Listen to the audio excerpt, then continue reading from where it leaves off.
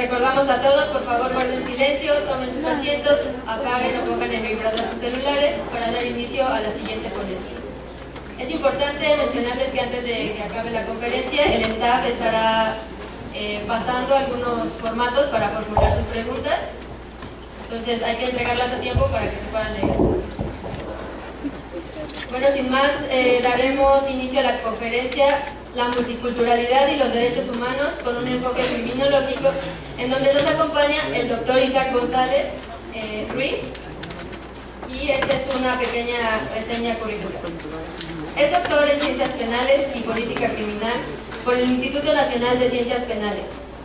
Es doctorando en Derecho Público y maestro en Derecho Penal, Constitución y Derechos en la por la Universidad Autónoma de Barcelona. Licenciado en Derecho por la Universidad de Tepeyac, México. Es también profesor e investigador de tiempo completo en el Instituto Nacional de Ciencias Penales. Ha impartido clases en el Instituto de Formación Profesional de la Procuraduría General de Justicia del Distrito Federal. También en el Instituto Tecnológico de Estudios Superiores de Monterrey. Además, en el Instituto Nacional de Estudios Fiscales, la Universidad Autónoma de Zacatecas, la Universidad de Villarrica, Veracruz, la Universidad Autónoma de Sinaloa y la Academia Mexicana de Ciencias Penales y Criminológicas. Como conferencista, ha participado en diversos foros nacionales e internacionales, exponiendo temas relacionados con la dogmática penal, la política criminal, el derecho penal y los pueblos indígenas, los derechos humanos, la marginalidad, el multiculturalismo y su vinculación con el derecho penal. Asimismo, presta servicio de asesoría jurídica a organizaciones no gubernamentales que trabajan en defensa de los derechos humanos y los pueblos indígenas. Es asesor del subprocurador de Derechos Humanos en la Procuraduría General de la República, coordinando trabajos principales como incorporación del sistema de traductores e intérpretes indígenas con el Instituto Nacional de Lenguas Indígenas para dar cumplimiento al derecho constitucional de las personas indígenas a ser asistidos por intérprete o traductor en su lengua en situación de proceso penal o cárcel. Por lo tanto, le agradecemos su asistencia y le cedemos la palabra.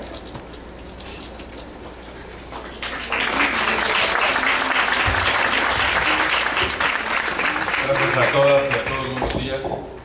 Pero primero, debo felicitar a las organizadoras y a los organizadores, a Carol, a Ana Beatriz y a Xochitl. Soy testigo fiel del inicio de este proyecto, lo cual me honra, me satisface enormemente, me pone muy contento. Además, también compartir esta felicitación con las autoridades de la facultad y de la especialidad que han hecho posible todo esto, porque es primordial. Sin su apoyo, evidentemente, nada de esto sería posible. Y bien, pues mi felicitación y enhorabuena, y pues esperando que los trabajos resulten de satisfacción y de provecho para todos. También quiero aclarar que ya no trabajo en la Subprocuraduría de Derechos Humanos. La dejé hace unos 20 días más o menos. Estamos en otros proyectos, pero a final de cuentas hace la aclaración. Somos una especie de investigadores prestados al servicio público. Algunos se enrolan muy bien y se identifican muy bien con el papel de servidores públicos, otros nos resistimos permanentemente, y de alguna manera creo que eso posibilita otras cosas dentro de la misma institución. A veces es posible, y se los digo aquí en secreto, bueno, ni tanto, ¿verdad? Porque creo que lo están escuchando en línea. Bueno, llevar una bitácora de notas, como un antropólogo, como unos psicólogos, una buena bitácora de notas, un buen blog de notas, porque eso permite generar muchas condiciones de suspicacia, o actuar, sobre todo en el ámbito de la administración pública, con varios efectos positivos.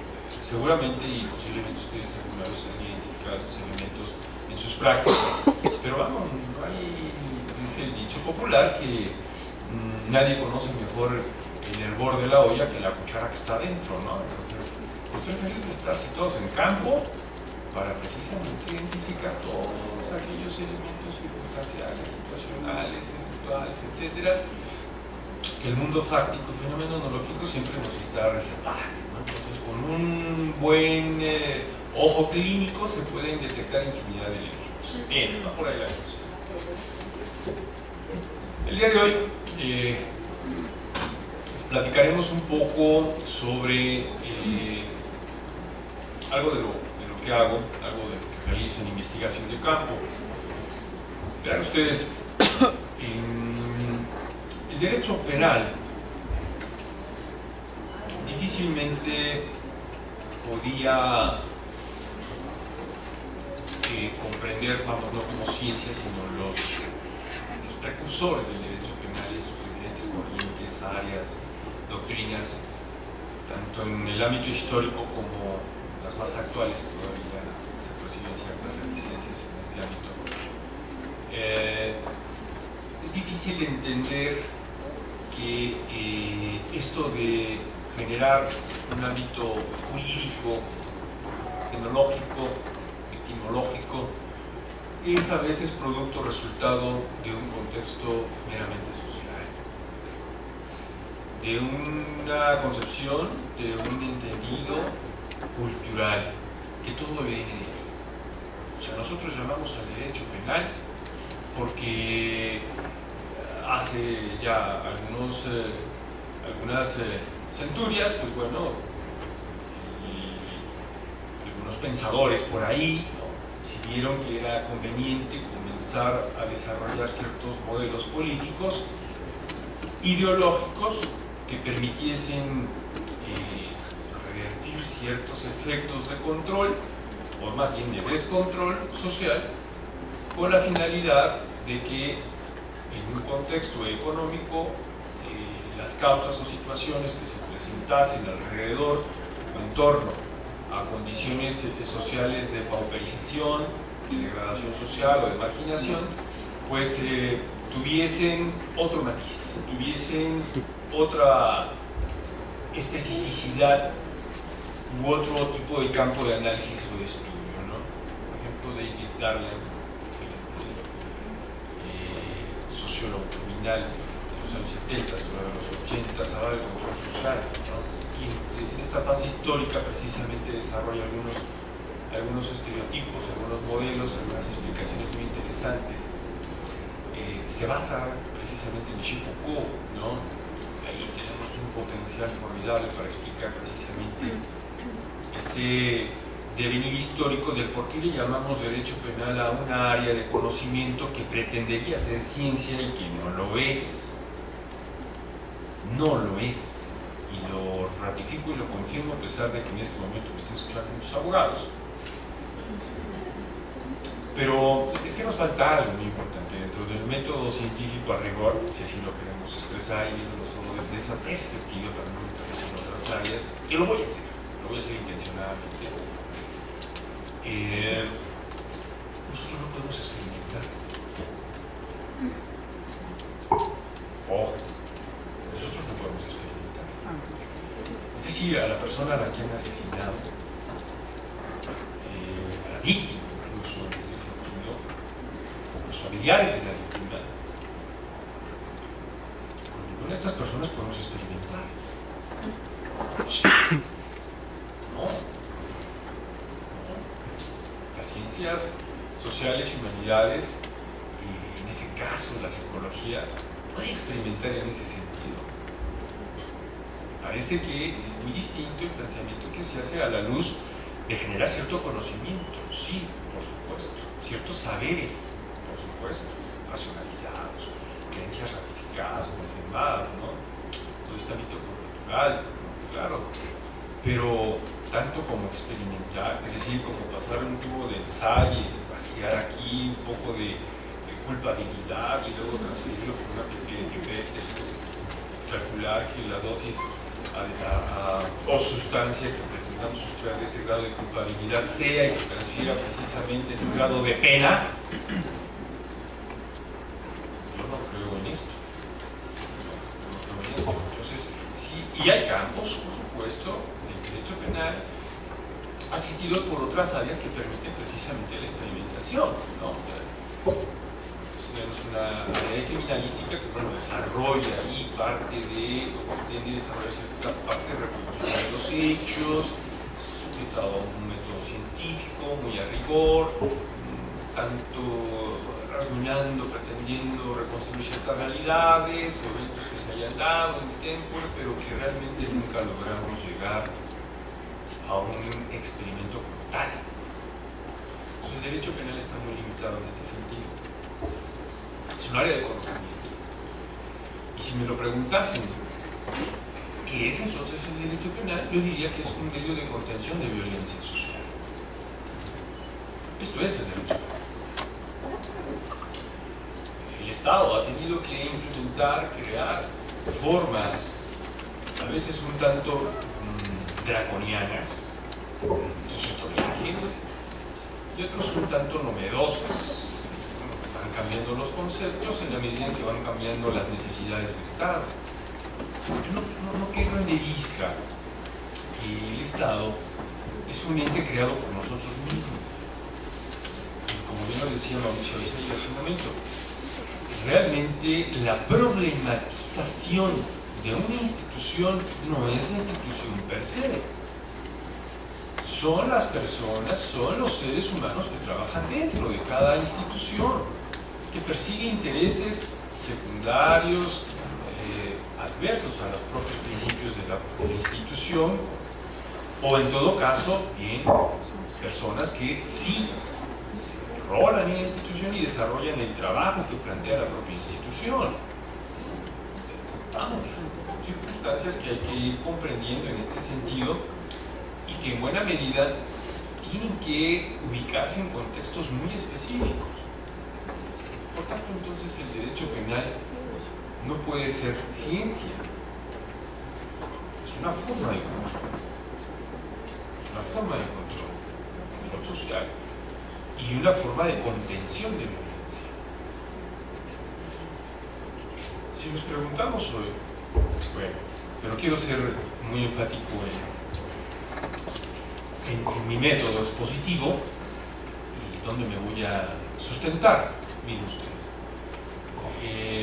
mi formación está dentro de la criminología crítica y en este sentido el desarrollar planteamientos con los desdobleces que vamos a trabajar en el ámbito de la diversidad cultural cuesta mucho trabajo si no logramos primero entender el derecho penal desde esta perspectiva social como un medio de contención de violencia que está muy bien apuntalado, muy bien soportado por las normas, normas prohibitivas y permisivas. Nada más que hay algo bien importante, Las normas tienen todo un trasfondo que pretende ser cientificista, muy interesante. Si pasáramos por el portaobjetos a una norma que prohíbe, ¿qué les gusta? Por ejemplo, lo voy a ligar con el caso de la multiculturalidad. Por ejemplo, comete el delito de transporte de droga aquella persona que mediante algún medio, utilizando algún medio, traslada determinada cantidad de droga, ¿no? Ya sea incluso consigo de su ropa, una tercera persona, etc. Bien, pensemos en ese delito. Si lo pasamos por el portaobjetos y bajamos el microscopio, viéndonos muy cientificistas, pues evidentemente vamos a encontrar que esa norma tiene una serie de elementos y de construcciones silogísticas, de composición racional, lógica formal. Sabemos un poquito de esto ya en la exposición. Pero esto no constriñe ni reduce el pensamiento ni el razonar humano. Es solo una manera, es solo una forma de condicionar, sí, la conducta. Está prohibido esto, está permitido lo otro. Pero eso no significa que el razonamiento humano se reduzca, se tautologice a ese sentido y a ese punto específico. Permítanme jugar un poco con el método de la duda de Descartes, ¿no? Y este pensamiento derivado de él. Norma, luego existo. Hay muchos positivistas en mi área, pero positivizados recalcitrantes y además funcionales. Esto es terrible. Esto es terrible porque ¿en qué punto? Y esta es la conexión que iba a hacer justamente para cerrar este punto de si es o no ciencia el derecho penal, en el entendido de que aquella norma creada por nosotros tendería a deshumanizar, tendería a funcionalizar y a positivizar en exceso. Del mundo raro donde yo vengo, que es la Procuraduría General de la República, observé muchas cosas. Entre ellas, por ejemplo, el que muchas personas que tienen ya tiempo trabajando ahí, pues, vamos, es un trabajo mecanizado. Me llegaron tantas averiguaciones previas, tantos expedientes de personas que han sufrido una pérdida, que murieron en la refriega absurda que el Estado plantea en contra de los que llaman delincuentes organizados. Personas, seres humanos que no encuentran a sus seres queridos, desaparecidos. Personas que han sido desmembradas y que están buscando restos de ellos y que no encuentran todavía un lugar donde rezar, donde ir a explicar o tratarse de explicar las causas por las cuales dejó de existir aquella persona querida, amada. Y entonces se van afilando los expedientes. Se van afilando. Archivos completos. Y está el ojo clínico de la, ¿no? Bien, cuidado con esto porque esta es la parte positivizada. Esta es la parte que, si bien formaliza, también deshumaniza. Bien, entonces, un equilibrio en este sentido nos llevaría a una especie de justo medio socrático en el que pudiésemos tal vez equilibrar. Sí, por un lado, las normas son necesarias para poder entrar en un cierto orden, ¿no? Pero habrá que diferenciar muy bien estos elementos que Bauman define en el ámbito del control y en el control represivo. En el control que el Estado, en buena medida, ocupa o utiliza en la dimensión que el propio derecho penal plantea, precisamente para contener esa violencia.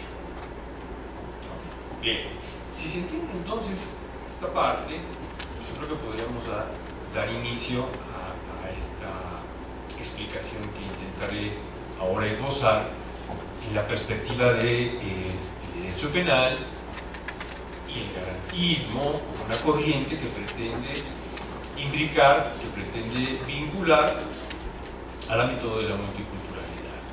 Y la intención del autor original, Luigi Ferrajoli, no era esta, evidentemente, no era esta.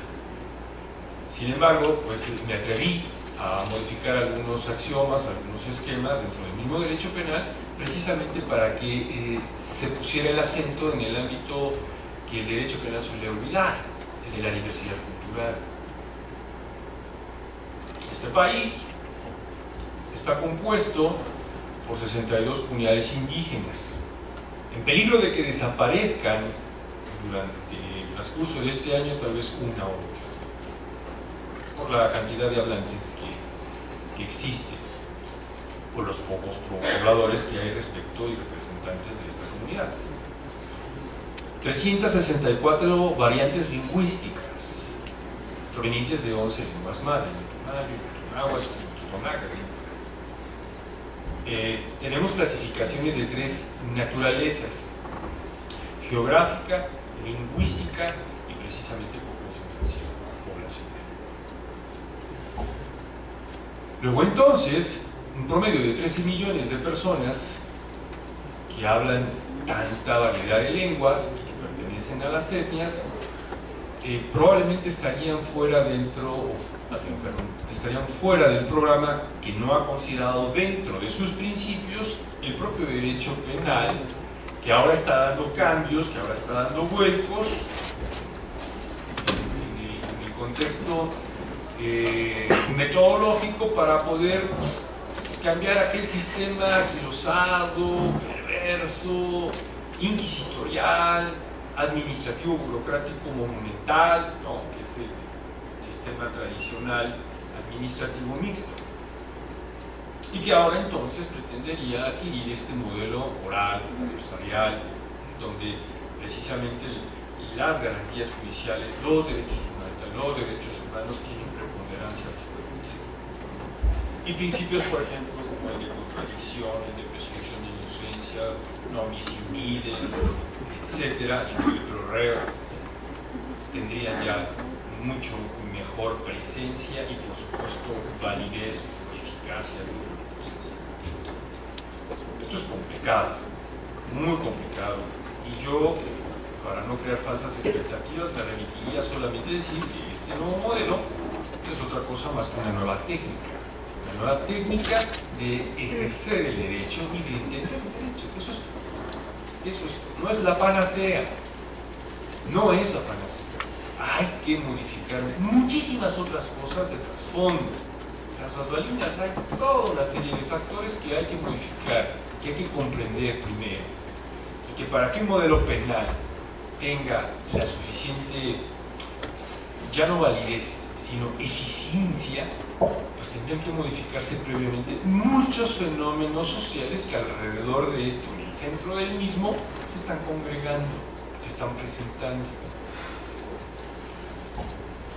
¿Cómo se detecta que un modelo penal es eficiente, es eficaz en sus propios cimientos conceptuales y de principios? Pues sencillo, compañeras, compañeros, es muy sencillo. Se puede ver este grado, se puede observar este grado. Si ustedes quieren medirlo, si quieren atreverse a medirlo, pueden medir a través de la condición en cómo se encuentran las cárceles.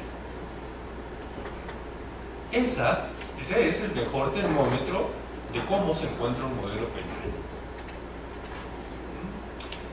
Creo que la semana pasada hubo una fuga de 100 y tantos amigos, ¿no?, del norte. Y así, cada semana, cada 15 días, por lo menos cada 20, tenemos noticias de esa naturaleza. Un modelo penal que está, es un modelo penitenciario vinculado al modelo penal que tiene directamente, porque recibe sus efectos eficaces y de validez, en definitiva, está reprobado en el ámbito de respeto a derechos fundamentales y a derechos humanos. Pero no se sientan mal, no somos el único país que tiene esa calificación. La mayor parte de los países implicados al sistema democrático liberal tiene este mismo problema. Exactamente el mismo. Brasil no puede ostentar el número 1, a pesar de que sea la economía en Latinoamérica, pues que va boyando precisamente a la par de Chile. No, los sistemas penitenciarios en estos países tienen graves problemas precisamente porque los modelos penales no han dado el potencial ni han generado las perlas de la vida que se prometieron. No es así. Esto depende de muchos otros factores, de muchos otros efectos, ¿vale? Bien, si estas son las circunstancias, estas son las condiciones, pues entonces imagínense ustedes cómo andamos en el ámbito de la diversidad cultural. Es mucho más problemático todavía. Porque si no logramos justificar en nuestro contexto social un prohibicionismo exacerbado o cualificado con una criminalidad excesiva, enfermiza, diría yo, le pongo como ejemplo el derecho penal del enemigo, seguro algunos de ustedes lo han por ahí escuchado, ¿no? Bueno, Jacobs, un dogmático interesante alemán, en un discurso, así ya, 10 años aproximadamente, inició esta discusión, aparentemente bizantina, a veces no tenía sentido por dónde iba, pero hasta que empezó a cobrar un poco de forma, yo los decía, enemigo era aquella persona que el propio Estado designa justamente en la construcción que hace para el efecto de reprimir aquel que atenta contra sus propios intereses, es decir, el Estado. Si no estás conmigo, entonces estás contra mí. Pero el modelito, el concepto, provenía no necesariamente de Centroamérica. Vamos, los sajones siguieron a adquirir el modelo y vaya que lo aplicaron. Recuerdan ustedes la caída de las Torres Gemelas, un caso emblemático, y a partir de ahí cómo se genera toda una persecución contra aquel que se pareciese a un talibán, ¿no? Todo ese tipo de aspectos precisamente construidos por una psicosis social masiva que va decantando, va generando precisamente construcciones no solo conceptuales, sino estigmatizaciones sociales, etiquetamientos, también la apoyas, ¿no? Por supuesto. De tal suerte que todos estos elementos pues traen toda una carga valorativa sustanciada en un derecho penal que después se le llamó del enemigo, ya en las discusiones más serias, más acabadas. Canción Media por ejemplo tiene incluso trabajos estupendos, ¿no? Se puede congregar por ahí, no sé si 40 o más artículos al respecto, por favor, pero eso es toda una discusión vigente. Bien, me remito al ejemplo nuevamente de la persona que trasladaba la droga y el Estado entonces, es decir, las personas que están tras las instituciones lo catalogan como enemigo. Sí, dicho de otra manera, el narcotraficante es enemigo, ¿no? Bueno, ahora imaginemos si aquí hay una enorme complejidad y contradicción, no solo conceptual, sino práctica en el ámbito del derecho penal, la psicología y la sociología. ¿Qué pasará en el ámbito de la diversidad cultural? Donde personas indígenas, con una cosmovisión, con una identidad propia, pues simplemente van por la vida y a veces las circunstancias y otras necesidades creadas por el Estado, pues se ligan, se vinculan, o los vinculan, los ligan, o los obligan, ¿no? Esa es otra variable que también habría que identificar fuerte. Y entonces nos vemos en circunstancias de comisión de delitos. Bien, iniciamos con la primera, por favor. En los años 70, todavía en los años 70, sí se alcanza. Creo que es muy pequeño, ¿verdad? ¿Se alcanza a ver? Si no, no se preocupen, yo se los despido. Me voy a parar. En los años 70 había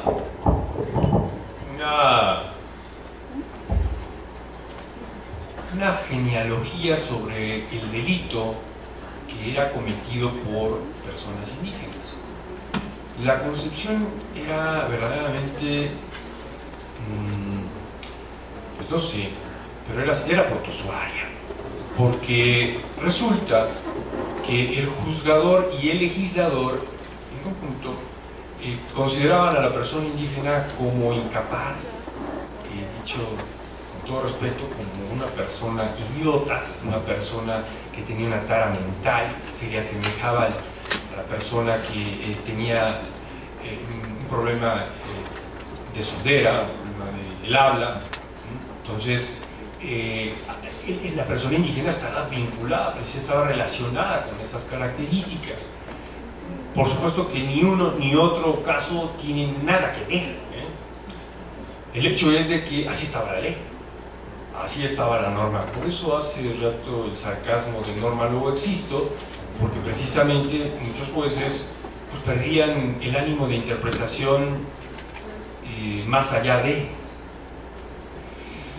y una discrecionalidad que a final de cuentas pues a veces afectaba terriblemente porque se quedaba limitada, y estas interpretaciones jurídicas meramente normativas pues cometían o llevaban al cometido de realizar gravísimas injusticias. Gente en la cárcel bajo estas circunstancias, bajo estos criterios. Y ahí operaban otro tipo de figuritas dogmáticas, unas de las cuales pues, he estudiado se llama error de prohibición, donde el desconocimiento de la norma no te exime de su cumplimiento y entonces, como ignoras la ley, pues era tu obligación saber que existía, al menos, o inferir o intuir que algo te prohibía cometer esa conducta, ¿no? De tal suerte que ahora la vas a introyectar en la cárcel, en el sistema penitenciario, ¿no? Con el Ministerio Público, con el juez, en fin, esto es operativo, ¿eh? Esto es real, esto es absolutamente real. Cuando hemos estado frente a jueces, a ministerios públicos, examinando esta parte, pues sí, no queda otra más que asentir, efectivamente, pues es que pues, es mi trabajo, ¿no? O dirían por allá, es mi chamba. Tengo que someter a esta persona y de alguna manera tengo que aplicarle la normatividad, porque es mi trabajo. Eso es absurdo, porque del cumplimiento de ese trabajo usted está cometiendo una verdadera injusticia y está valorando conductas que no tienen nada que ver con el ámbito cultural. Y aquí hay un trabajo enorme para hacer, ¿no? Bien. Miren, de tal suerte entonces que si ese juzgador, pues, el Ministerio Público, no presenta ningún rasgo cultural vinculado con la cultura de la persona indígena a la que pretende someter a su jurisdicción. Hablemos, por ejemplo, de los triquis de la zona baja, ¿no? He hecho algunas prácticas de campo por ahí y resulta que la solución de conflictos, por ejemplo, es llevada a cabo de manera muy rápida. No hay necesidad de generar tanto papeleo, no hay necesidad a veces ni siquiera de llevar peritos, tampoco a veces se necesitan abogados, defensores. No, las autoridades tradicionales lo que hacen en estos casos es reunir a las autoridades, al grupo de personas que están involucradas en el conflicto, presentan, se exponen cuáles fueron los motivos que llevaron a una persona a robarle, ¿qué les gusta? La bicicleta, los animalitos, el propio grano que se cosecha, o algunas pertenencias. Se metió a la casa y robó algunas pertenencias en el interior de la casa, como algunos casos que nos tocaron. Bien, ¿cuáles eran las razones? ¿Cuáles eran las explicaciones que aquella persona tiene que dar precisamente para valorar, si es que así se le puede llamar, vamos, que el ojo clínico aquí tiene que ser un poco agudo? Las autoridades explican que si una persona comete un delito dentro de esa comunidad, pues es responsabilidad de toda la comunidad. Ojo, primer elemento. Es responsabilidad de toda la comunidad. A diferencia del sistema penal tradicional que tenemos, donde se individualizan conductas y se individualizan penas. Y llegamos a las sofisticaciones monumentales, ¿no? Individualización de la pena por actos comisorios que van desde la autoría mediata, la inmediata, participación, el hostigamiento, etcétera, etcétera, etcétera, etcétera, ¿no? O sea, dicho de otra manera, desde la persona que está parada en la esquina avisando si llega la policía o no, hasta que está cometiendo el delito, y aquí ya se acabó esto del actor intelectual, porque todos participan de manera intelectual en el desarrollo del evento delictivo. En fin, hay toda una repartición y compartimiento de responsabilidades y culpas, que esto no existe ni se da dentro de una comunidad indígena. Se valora un hecho genérico, se asume la responsabilidad y se determina una especie de compensación, yo no diría sanción, porque eso es nuestra construcción, una especie de compensación o de mediación, de tal suerte que un juez no conoce nada de esto, y a veces no comprende nada de esto. ¿Por qué? Pues porque simplemente es un juez alienado, es una persona que conoce sí de la aplicación de las normas, conoce de un sistema normativo y de un método lógico, formal, deductivo, inductivo, que le permite desarrollar cierta cualificación de comportamientos y adecuar esos comportamientos a las normas prescritas, a las normas prohibidas. Comete el delito de fraude aquel que se hace de una cosa, de un bien, y mediante el uso de engaños, por ejemplo, ¿no? Pues el juez tiene que valorar todos estos elementos y adecuar precisamente qué comportamiento Y es alineado por varias razones. Desde una perspectiva antropológica y clásica, yo creo que el entender precisamente un constructo como el que vierte Levinas, Levi Strauss, en el sentido de que alienado implica ajeno a, no perteneciente en, ojo. Entonces, si de entrada tenemos un juez que se alinea en este sentido, luego tendríamos, sí, claro, ¿verdad? Tendríamos una serie de elementos que el mismo juez valora a partir, gracias, a partir de esa construcción, de estos conceptos, de normas que tiene, que presenta, que aplica y a los que pretende darle cierta validez cuando observa la conducta delictiva. Aparentemente, ojo, cuando digo delictiva, no pierdan de vista que es una valoración dentro de un contexto cultural específico. Esto es lo importante. De tal suerte, si no se toma en cuenta la alineación, entonces no tendría ningún caso. ¿Me explicó? Vale. Luego entonces, ese juzgador alienado se basa en función a un silogismo prohibitivo.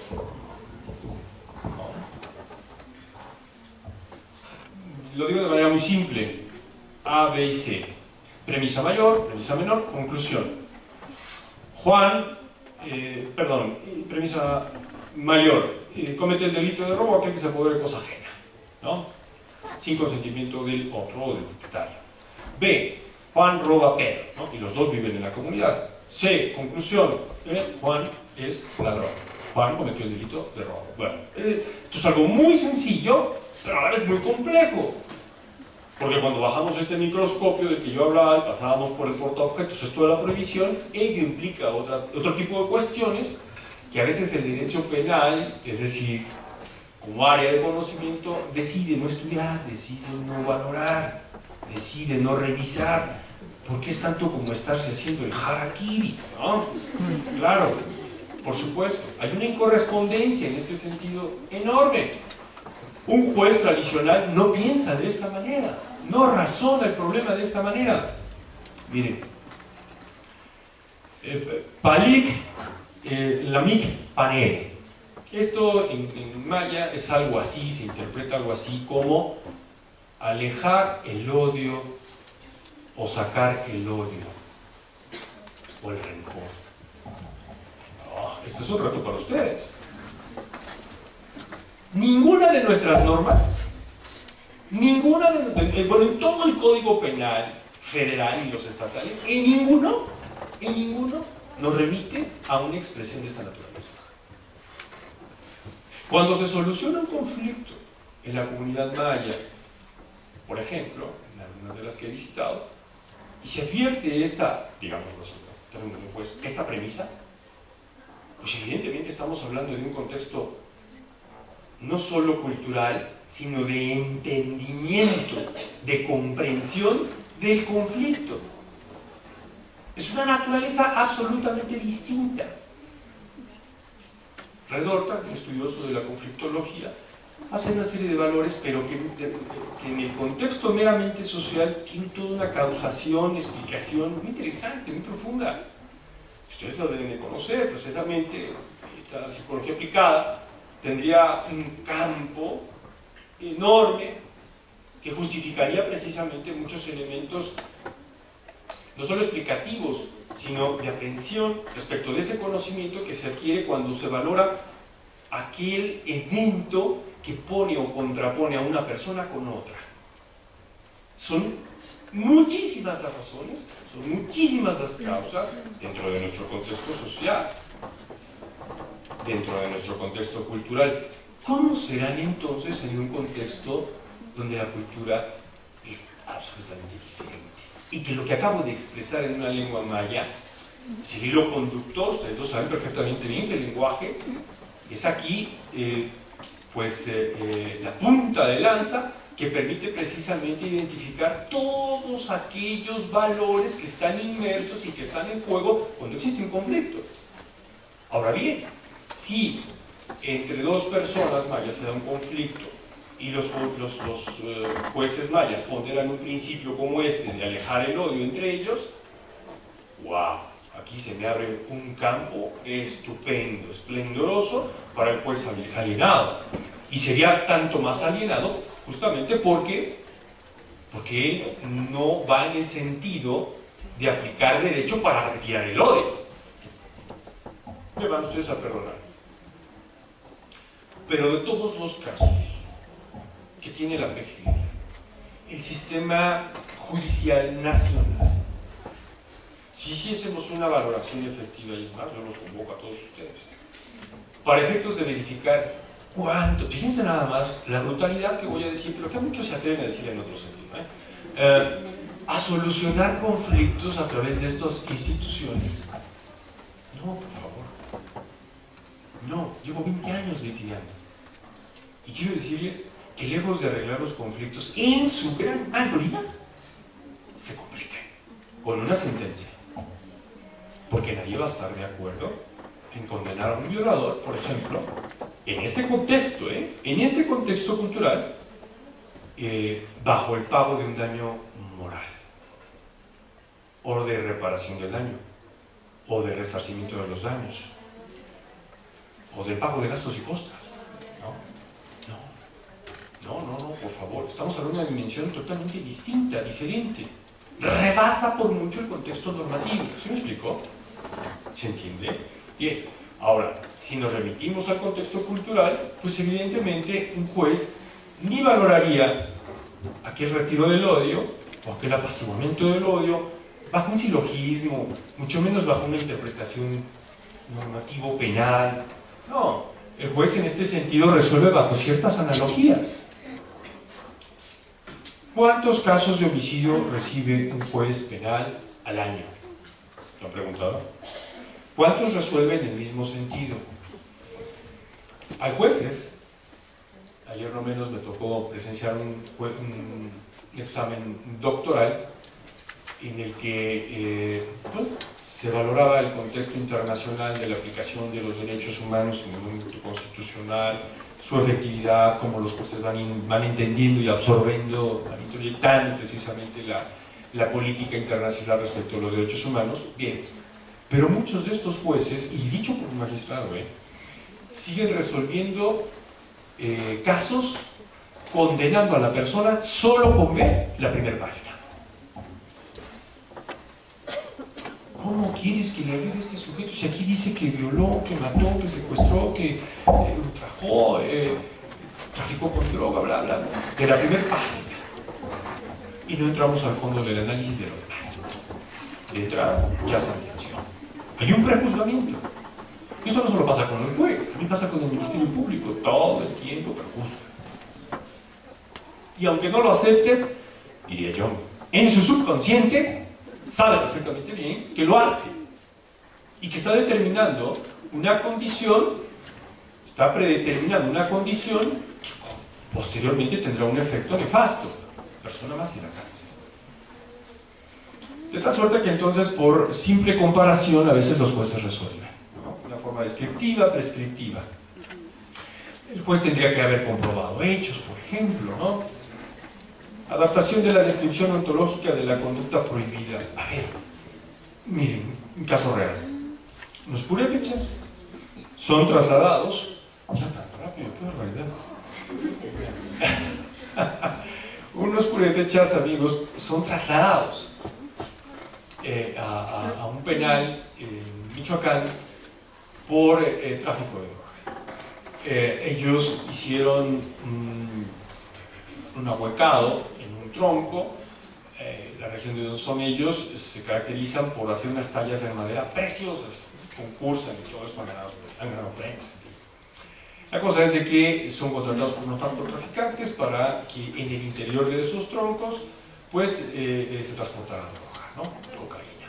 Finalmente hacen los troncos, les quedan las tallas magníficas, les pagan por transportar la droga y nuestros amigos purépechas la trasladan a la frontera. Y en frontera los detienen. Ellos no sabían que su obra de arte pues, había servido precisamente como instrumento para el efecto de trasladar droga, ¿no? Y son sentenciados a 7 años de prisión. Finalmente salieron. Salieron por varias razones. Porque el Ministerio Público había prejuzgado. Y según él había reunido todo ese andamiaje probatorio, etcétera, etcétera. No reunió nada. Bastó con encontrar la droga y se acabó. Eso los inclinaba lo suficiente. Los casos de Valentina, de Inés Fernández, seguro ustedes los conocen. Bien, ahora el Estado se ha visto obligado incluso a pedir perdón en este sentido, un perdón público. Esto seguro en el ámbito de la psicología de masas ustedes lo deben de trabajar perfectamente, porque ya hay desdobleces muy interesantes. Bien. No sé si estemos en el evento de reunir la institucionalidad o esto ya es un descargo, no lo sé todavía, ¿no? Hay que de alguna manera irlo dilucidando poco a poco.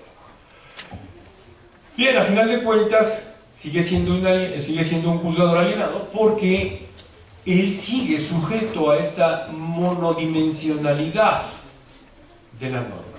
De ahí no me salgo. Y justifico absolutamente todo mi hacer respecto de la norma. ¿Me explicó? Sí, la norma es importante. Estoy de acuerdo. Pero no suficientemente importante como para invisibilizar la condición humana. ¿Vale? Esto es muy importante. Y sobre todo para invisibilizar las diferencias culturales. Bien, a final de cuentas hay una sentencia, ¿no? Me parece que redundar este esquema o el redundamiento de este esquema en una falsación jurídica me permite precisamente corroborar una incorrespondencia jurídico-cultural. Es falsación desde la perspectiva cultural. ¿Por qué? Porque hay una inaplicación, es decir, el juez aplica una norma que resulta no ser aplicable a un caso concreto porque el contexto cultural es el elemento diferenciador respecto de aquella norma. Es diferente. Y si el juzgador quisiese aplicar por fuerza, pues ya está, tenemos precisamente una población penitenciaria de más de 10.000 personas indígenas en la cárcel en este momento. Ya está, ¿no? Ese es el punto. Y hablo de un caso concreto, práctico, con cifras.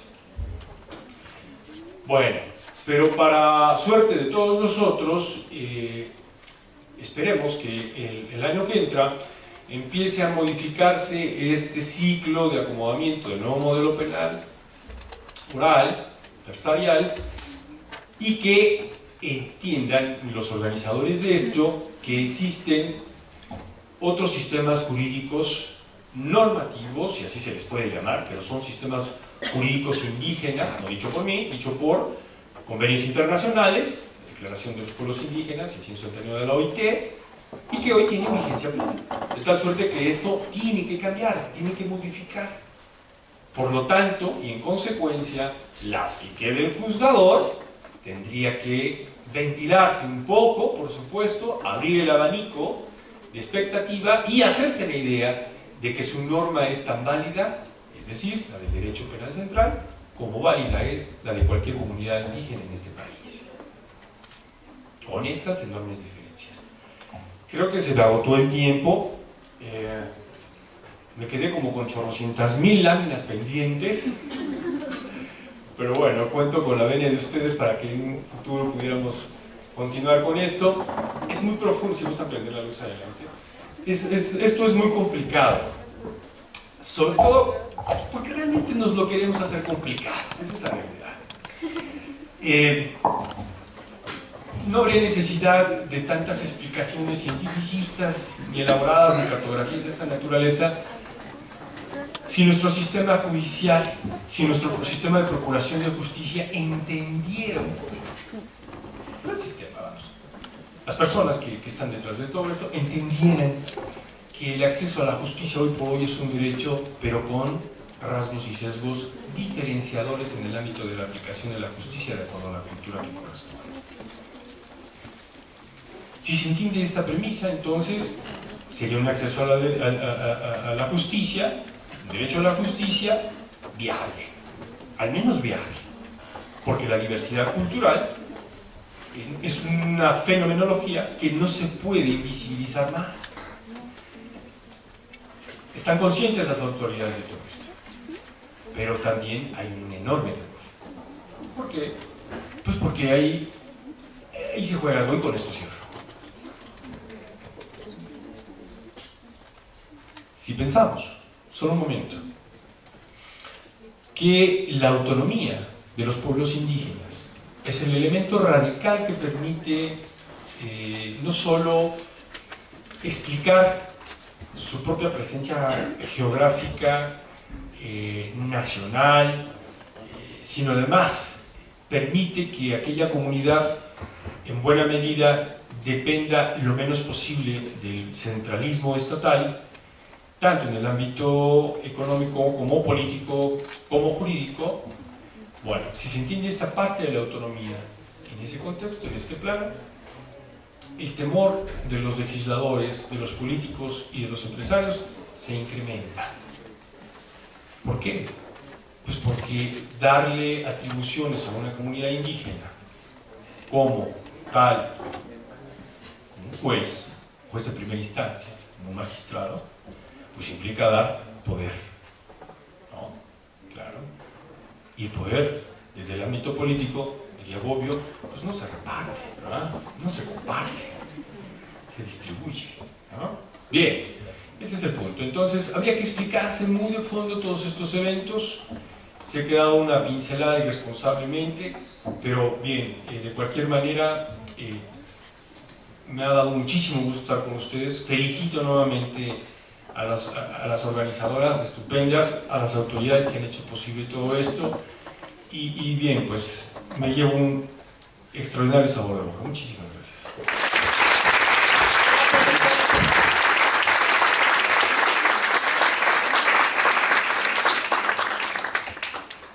Ok, vamos a dar parte a la parte de preguntas y respuestas. ¿Alguien más tendrá preguntas? Solo tengo dos aquí.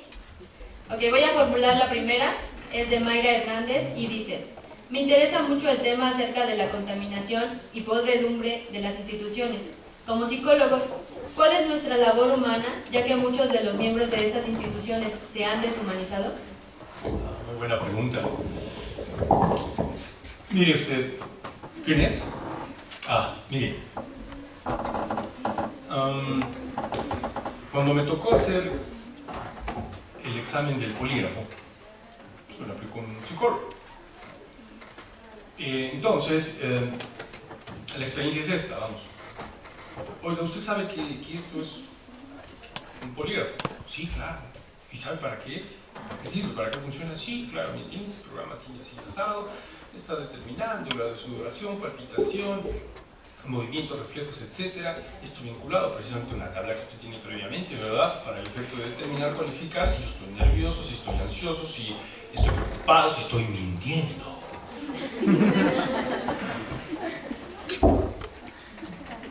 Oiga, usted sabe de más, ¿no? Bueno, yo vengo aquí a hacer un examen para que sea admitido a la Procuraduría. ¿Es malo saber más? Desde esa perspectiva de los malismos, ¿no? O de los humanismos, dependiendo. Pues, oiga, no, pero pues es que, bueno, se desarrolla la prueba y me pone las hojas al final de los resultados, ¿no? Los pone, sale y está viendo con una camarita. ¿No? Esto Foucault lo estudió maravillosamente en el panóptico, ¿no? Sentirse observado, ¿no? Y entonces está vigilando a ver si estás viendo los resultados, a ver si los estás estudiando, cómo saliste, ¿no? Finalmente, pues los filmé y se los puse en su escritorio y regresé. Usted acaba de ver los resultados. Sí, pues me los diste a firmar, ¿no? No, pero usted observó los resultados. Usted no es confiable, ¿no? Bueno, ok, como guste. En ese sentido, las dinámicas de cómo se construye, ojo, a la persona que adopta el rol de servidor público, me parece que comienza su grado de descomposición en el complejo de la deshumanización precisamente a través de los procesos normativos. Cuidado, cuidado, porque desde una perspectiva constructivista, evidentemente usted tiene que cumplir con cierto rol, cierto papel y ciertas cualidades. Si eso va en pos de un deterioro, de un detrimento, de sensibilidad, de racionalidad, de conocimiento, Dios, pues entonces esa institución sirve para otra cosa. ¿Vale? Eso es muy importante y es un elemento que en este instante las instituciones, sobre todo las de procuración y acceso a la justicia, no están tomando muy en cuenta. Entonces, cuidado, porque estamos en esa fase, diría el doctor Durán Alponte, ¿no? Estamos en esa fase donde se están generando potenciales instrumentos de control que verifiquen en la persona o que comprueben en la persona su reciclaje. O sea, seres humanos de desecho, seres humanos funcionales, ignorantes, pero funcionales, y cibernéticos. Cuidado. Entonces, si estas instituciones solamente quieren esto y no el aspecto humano, que ya estaríamos hablando de un universo totalmente distinto, pues hay una razón de sobra precisamente para comprender o para dar un poco de luz sobre esa descomposición institucional. La siguiente pregunta la hace Sharon, de aquí de la facultad, y pregunta: ¿cuál es la propuesta para mejorar las condiciones legales de los pueblos indígenas? ¿Quién la hizo? Perdón. Ya. La condición legal, solo y estrictamente legal, es que la autonomía legalmente se ejerza desde una perspectiva constitucional que atomice todas las facultades inherentes, vamos, desde esta perspectiva ahora internacional, los derechos humanos pues están entrando, ¿no? Voy a hacer un paréntesis aquí para que se entienda mejor. Haciendo una valoración matemática muy rápida, una vez que acaba la Segunda Guerra Mundial y los países ganadores y vencedores, no sé, esto es algo muy relativo, pero se reúnen, ¿no? Crean sus estatutos, nace la ONU, ¿no? Y pues quedan invitados en primer plano pues, aquellos que participaron en la guerra, se beneficiaron o se perjudicaron entrándole a este juego, porque al final de cuentas siempre la guerra es un gran negocio, eso tómalo en cuenta. Y sin embargo, quedan fuera muchos países, y dentro de estos países, las comunidades indígenas. Entonces, los indígenas vienen siendo tomados en cuenta después de los años 80, con los convenios del 169 de la OIT, por ejemplo, ¿no? Ya establece un preámbulo muy general y a la vez específico sobre derechos indígenas y de cómo los estados deben de alguna manera permitir estas autonomías tanto relativizadas. Pero ahora, con el cambio constitucional del año pasado, donde primero la Constitución se modifica y todos los convenios, tratados, instrumentos internacionales se hacen ley vigente para el Estado mexicano, ley vinculante, o sea que le cueste mucho trabajo a los señores jueces aceptarlo, es casi a fuerzas, ¿no? Que tienen que vincular los tratados internacionales a sus resoluciones y a sus criterios. Luego entonces, desde esta perspectiva meramente legal, los pueblos indígenas de alguna manera tendrían también de cierta manera garantizados algunos derechos, pero depende con mucho de la actitud de las personas que conforman las instituciones de Estado para el efecto de darle la mayor vigencia plena al efecto de que esa autonomía logre el estatus jurídico que realmente merece. De esta suerte hablaríamos ya, en otros términos, de una libertad un tanto maximizada hacia los pueblos indígenas. ¿No? La siguiente pregunta dice: ¿existe una mala interpretación de la norma y su práctica o se está estableciendo un doble discurso? ¿Quién la hizo? Está buenísima. No, hay como 10 discursos de la norma. Ya no hay doble. No. Mira, lo que pasa es que, por ejemplo, si tú interpretas esto que te digo, va para todos, un ejercicio rapidísimo. Presunción de inocencia, principio de presunción de inocencia, ¿no? Este simple principio tendría que ser una regla de oro, para jueces, para ministerios públicos, para ministros, para todos los que estamos en este ámbito de la impartición de justicia y de la procuración de justicia. Y este es un reto para ustedes, y de verdad lo lanzo a manera de tesis. Ustedes saben muy bien de estas inversiones de pensamiento que tenemos, ¿no? De que lejos de pensar que esta persona puede ser realmente inocente de la comisión de un hecho delictivo, cuando se nos está presentando con las manos llenas de sangre, ¿no? Por el caso de nuestros amigos indígenas, pues con la cocaína ahí en sus tallas de madera, ¿no?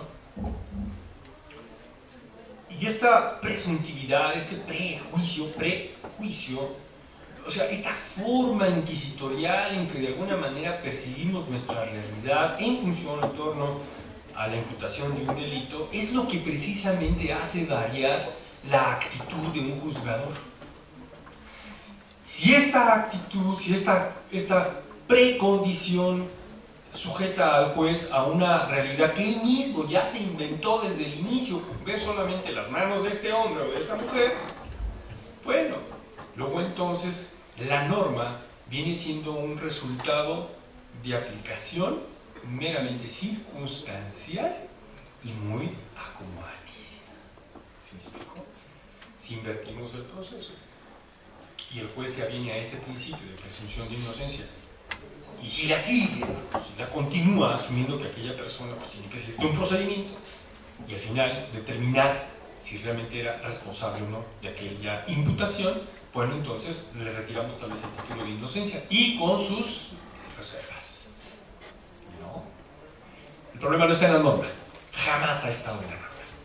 El problema nunca ha estado en la norma, a pesar de que tenga lagunas, vicios, etcétera, etcétera, sí, pero las lagunas nos las hacemos nosotros.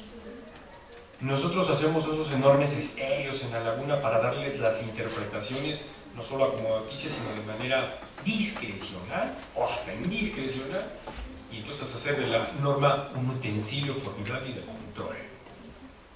El problema no está en esa norma, el problema está en esas actitudes de los actores que interpretan y aplican. Ahí siempre recuerdo. Pregunta Alejandra Briones. ¿Qué piensa de los recientes acontecimientos en Michoacán? Con los estudiantes. Sí, ¿verdad? Sí, o de los purépechas. Porque teníamos ahí un doble conflicto. ¿Quién la hizo? En Cherán. En Cherán, ¿no? Sí, pero con los compañeros indígenas. Sí. Sí. Pues volvemos al caso de siempre, ¿no? Es que allá hay todo un entramado político, económico, muy bien pues instrumentalizado, las autoridades del Estado. Siempre vamos a poner en cuestionamiento las autonomías, no solo indígenas, sino también institucionales, en el caso de la Universidad, ¿no? Autónoma del Estado. Y que bueno, considerando que hay muchas personas indígenas, todo purépechas, que están estudiando y que al final de cuentas pues son reprimidas, son sometidas bajo una loa ahí de seguridad del orden y de protección de los demás ciudadanos, etc.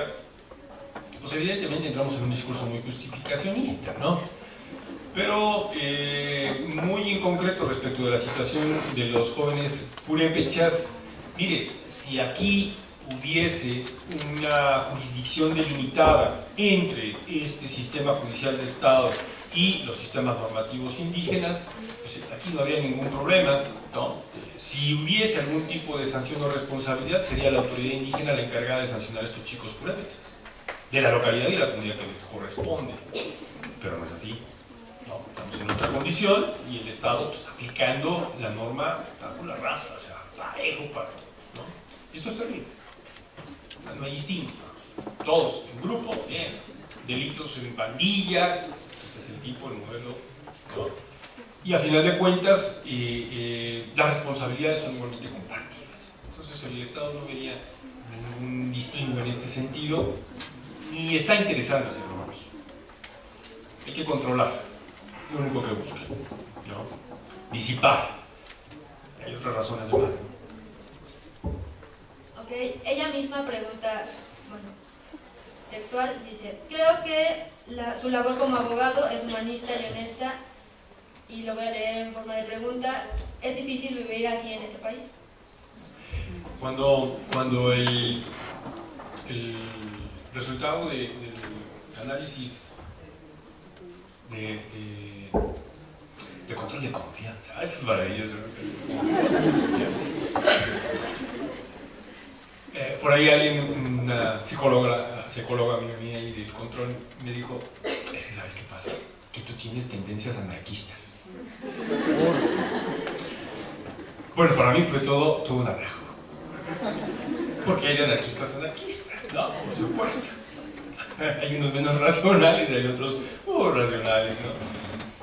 Sobradamente, diría yo. Pero bueno, la cosa es de que, no, mire, los cambios en la construcción del derecho se están dando. Eso es evidente, y eso no lo puedo negar. Al contrario, se están dando. Como quiera que sea, se están dando. El problema es ese, el cómo. Ese es el problema. ¿Por qué? Porque se están dejando muchos hilos sueltos, como siempre. No se están tomando en cuenta muchos otros elementos, hablando concretamente del contexto multicultural o de la diversidad cultural. Simplemente en este momento brilla por su ausencia dentro de esta comisión que está encargada por la elaboración o la concreción del modelo, la implementación del modelo oral. Concluye en 2016, son 8 años para la implementación en toda la... Pero el punto está en que mientras no se modifique la estructura educacional, culturalmente hablando, no solo de los psicólogos, sino de los abogados, de los químicos, de los sociólogos, de los antropólogos, en muchos ámbitos, pues evidentemente las cosas no van a cambiar, evidentemente. El problema no es institucional, ya lo decíamos, ¿no? Entonces, pues sí, es un hecho que entre más razones se encuentran para el efecto de para explicar y desmembrar esas justificaciones o razones del Estado, tal vez en esa dimensión uno se vuelve más resistente, ¿no? Entonces, pues le compro el calificativo, soy resistente precisamente a estas condiciones, a las que tenemos actualmente, ¿no? Por supuesto, evidentemente, tiene que ser así. Pero, pues de lo contrario, entonces, ¿qué seríamos? ¿Cómplices? Bueno, ahí hay una última pregunta. Nuestro compañero Andrés de esta facultad pregunta: ¿qué opina usted de la idea de que nuestras normas comienzan a servir más intereses de otros países que las propias? Sí, por supuesto. Sí, hoy más que nunca el efecto globalizante tiene vertientes fuertísimas, muy poderosas, de penetración y de influencia en los contextos políticos y económicos, evidentemente. Estamos tan inmersos en esto que desafortunadamente se han perdido muchas esencias. En el caso concreto, la multiculturalidad, la diversidad cultural. Si llega a una comunidad indígena, que esto es digno de un estudio antropológico interesantísimo, ya hay teléfonos celulares, ¿no? Ya hay internet, claro, una cobachita y se instaló el internet, ¿no? Todo el mundo lo usa, ahora los que saben, los que quieren, sobre todo los jóvenes. Hay teléfonos celulares, ¿no? Televisión, eso ya es pasado, pues. Entonces, aquí una cuestión en función en torno a la comunicación, uno de los tópicos centrales de estas ponencias, es precisamente que esto de la globalización, si bien ha permitido en un ámbito de estrechamiento, ¿no? De vinculación entre los saberes y entenderes de todo el mundo, ¿no? Como un aspecto, como una condición real. Digo, habría que entender muy bien esto de la realidad, esto de la construcción de la realidad. Vamos, recordando tal vez un poquito a Kuhn, ¿no? cómo se construye las realidades, pues sí, a partir de cómo de alguna forma se perciba, ¿no?, aquel entorno. Esta realidad virtual de la que hablamos cuando encendemos la máquina computadora, pues simplemente es, sí, un acceso a, pero no de manera ni directa, solo inmediata, y parcial y artificial.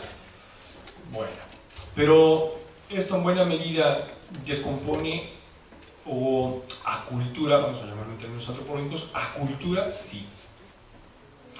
Pero que ninguna cultura es permanente, ninguna cultura es una especie de solidificación, es inmutable, no. Todas las culturas van cambiando, van modificándose, claro, unas presionadas por otras. El problema aquí es hasta qué punto se logra desetnizar a una comunidad indígena con estos procesos. Ese es el punto. Y bueno, esto ya está estudiado, esto ya está analizado. Hay intervalos, hay fases de desetnización. Santi Esteban tiene ahí elementos muy acotaditos, ya muy bien estudiados en este ámbito sobre los grados de desetnización. Yo de hecho tengo algunas láminas en este sentido, ¿no? Las zonas de contacto endógenas, por ejemplo, ¿no? Exógenas también, ¿no? Cómo van influyendo ciertos factores para los procesos desetnizantes.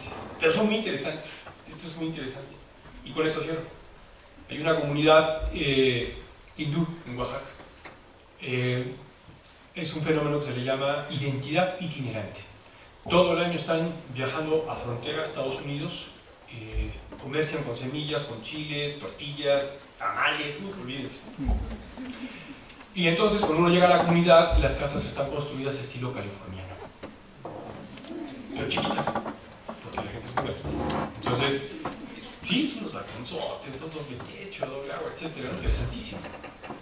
Pero los cargos que se asignan dentro de la comunidad, aun y cuando las personas que los asumen están del otro lado, en California, cumplen con sus encargos, cumplen con sus encomiendas. Y el que no lo hace es sancionado al regreso a la comunidad. Es interesantísimo. Es interesantísimo. No dejan de hablar la lengua, al contrario, hablan muy bien el inglés también incluso, ¿no? Mejor que el castellano, y no rompen en lo absoluto con su identidad étnica, su cosmovisión. Esto es un ejemplo palpable, claro, de que en este sentido pueden ser muy fuertes los procesos globalizantes, absorbentes, restringentes, diría Polanco, entrar en estos ciclos de etnofagia, ¿no? Pero todo depende del grado de cohesión, del poder de cohesión que tenga la comunidad para mantenerse al margen de estos procesos desetnizantes, ¿no? Y que una vez que están acoplados, comercian. Ya quisieran muchos comerciantes tener esa liga de comercio, ¿no? Y que independientemente de esto, pues preservan su identidad, su cosmovisión. Entonces es un ejemplo maravilloso, ¿no? Cómo cambia la cultura y se adecua, pero no se modifica. No se modifica en sus centros. ¿Me explico? No se altera. Eso es interesante. Bien, muchas gracias.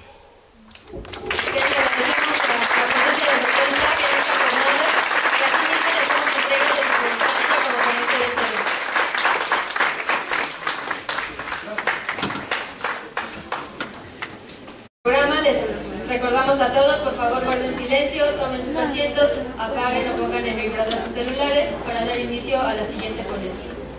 Es importante mencionarles que antes de que acabe la conferencia, el staff estará pasando algunos formatos para formular sus preguntas. Entonces hay que entregarlas a tiempo para que se puedan leer. Bueno, sin más, daremos inicio a la conferencia La multiculturalidad y los derechos humanos con un enfoque criminológico, en donde nos acompaña el doctor Isaac González Ruiz, y esta es una pequeña reseña curricular. Es doctor en Ciencias Penales y Política Criminal por el Instituto Nacional de Ciencias Penales. Es doctorando en Derecho Público y maestro en Derecho Penal, Constitución y Derechos en la Universidad por la Universidad Autónoma de Barcelona. Licenciado en Derecho por la Universidad de Tepeyac, México. Es también profesor e investigador de tiempo completo en el Instituto Nacional de Ciencias Penales. Ha impartido clases en el Instituto de Formación Profesional de la Procuraduría General de Justicia del Distrito Federal. también en el Instituto Tecnológico de Estudios Superiores de Monterrey. Además, en el Instituto Nacional de Estudios Fiscales, la Universidad Autónoma de Zacatecas, la Universidad de Villarrica, Veracruz, la Universidad Autónoma de Sinaloa y la Academia Mexicana de Ciencias Penales y Criminológicas. Como elementos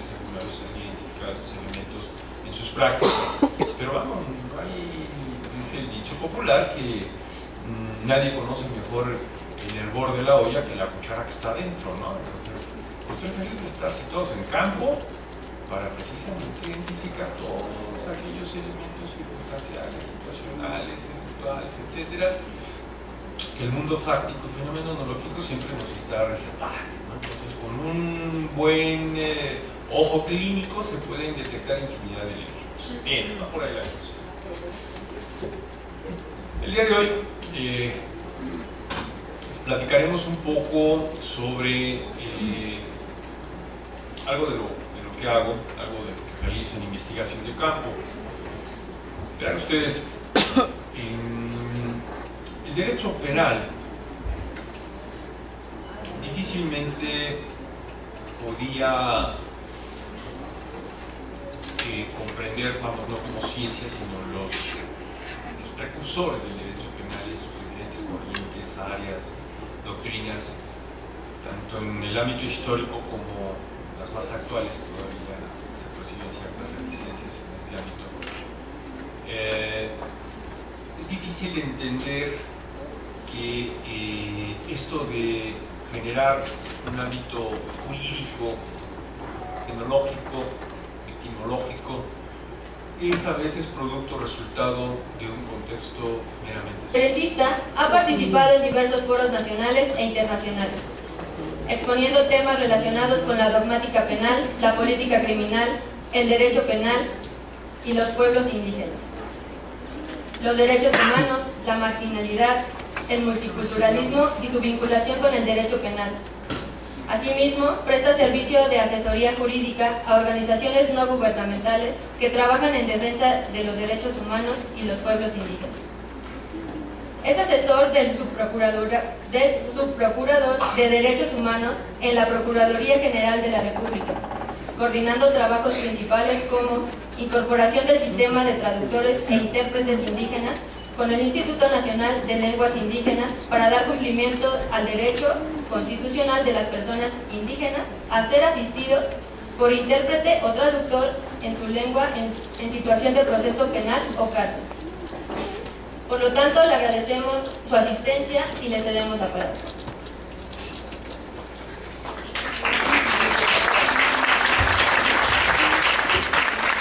Gracias a todas y a todos, buenos días. Lo primero, debo felicitar a las organizadoras y a los organizadores, a Carol, a Ana Beatriz y a Xochitl.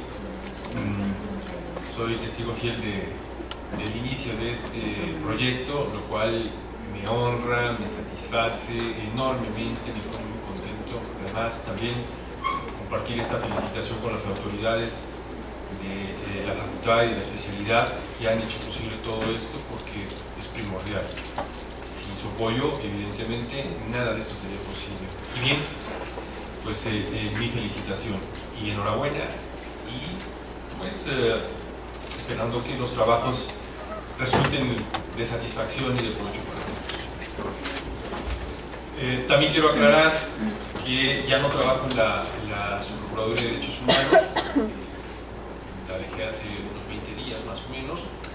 Estamos en otros proyectos, pero a final de cuentas hace la aclaración. Somos una especie de investigadores prestados al servicio público.